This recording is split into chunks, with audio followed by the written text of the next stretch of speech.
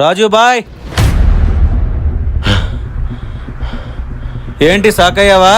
మీ ఇద్దరు కలిపి చేసిన పైన ఇది. అసలు ఆ రోజు ఏం జరిగింది సారు? ఆ రోజు బైక్ బుక్ చేసి వెయిట్ చేస్తున్నాగా ఎవరో వెనక నుంచి పొడిచారు. అప్పుడే నువ్వు దేవుళ్ళ వచ్చావు. మరి ఎవరో తెలిసిందా? రాజుబాయ్. రాజుబాయ్?